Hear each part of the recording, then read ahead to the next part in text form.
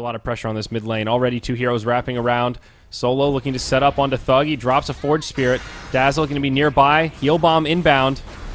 Oh, ThuG down to 50% HP straight away. Now no one ready to follow up. Whirling Death next to the trees. This should be your first blood.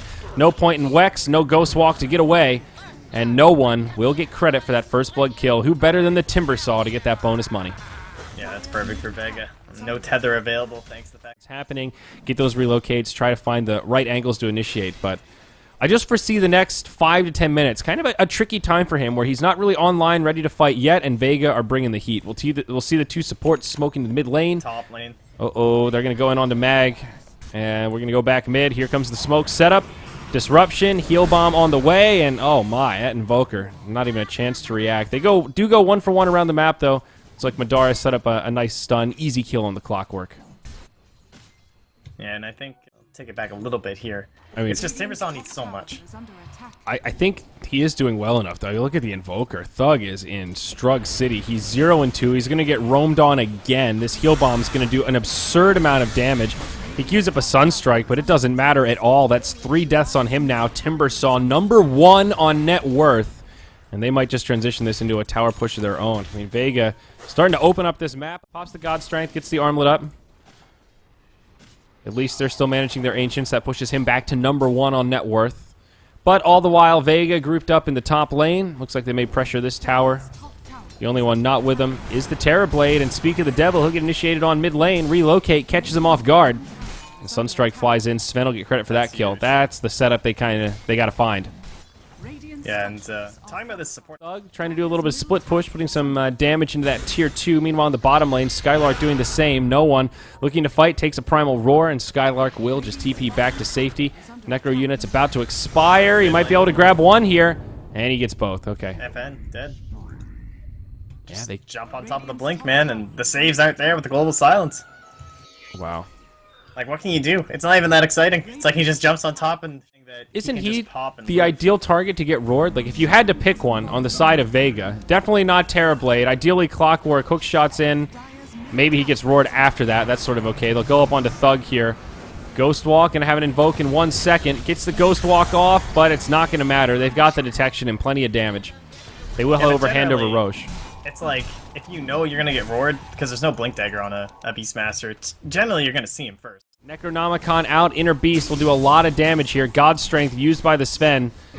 Tier 2 tower up top, falling pretty quickly. FN will linger around as the Metamorphosis hero to try and finish it off. Tier 3 tower falls. Now no one gets initiated on. Sun, oh my god. You might have been right here, Trent. He just got obliterated under all those stuns. Now FN taking a lot of damage from the Sven.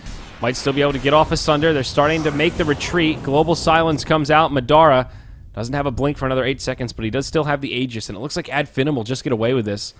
It's a ranged barracks still standing, but they get the melee and only lose their tier 2 up top. Great trade for the Dire. Yeah, I think they'll be pretty happy about this one and managing to hold on to that Aegis too. The 3 come out. Yeah, no, definitely the build here for them. Makes the most sense. Like, because Clockwork, even when you're irrelevant in terms of items, of course, cogs can be pretty annoying and still just die. Here we go. Initiation onto Mag. Follow-up stuns. Global Silence comes out, and Vega in a lot of trouble. Sayoma taking heavy damage. He will get off the shallow grave. TP will actually make it out. Now the rest of the team, they follow suit. Not as detrimental as it first seemed. AD FINEM trade 1 for 2. They lose their Invoker. Mechanical and gameplay 4s that are currently in the scene right now, but game like this, it's pretty hard to get stuff done. Didn't really have an opportunity in that early game. They did crush mid, I suppose, so there was that. Fight gonna break out here. They start on to Mag. Follow-up stun from Madara, but it's gonna get messed up by the disruption. Wisp will actually die first, but the rest of their team starting to just melt under the pressure. Madara gets turned on.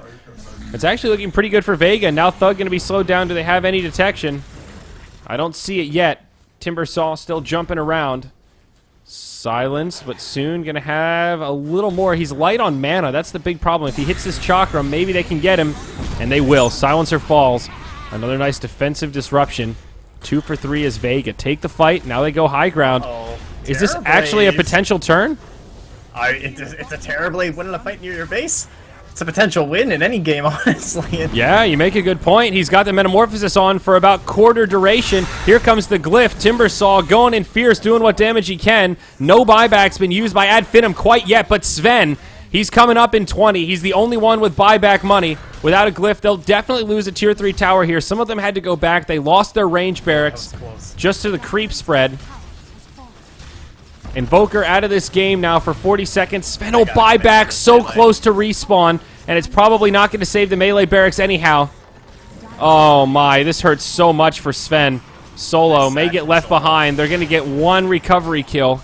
Can they find any more? FN on the way out, does have a TP scroll. Relocate outside of the base. Madara looking for the stun. Hawk flying overhead. I think FN dies here. He gets caught by a crit, the Echo Saber. Sven will bring him down. But all things considered, Vega got to be happy with that. They force a buyback from the Sven. They get a tier 3 and a barracks. And in the end, they only lose 2. This is scary. This hook could be huge. Yep. Here we go.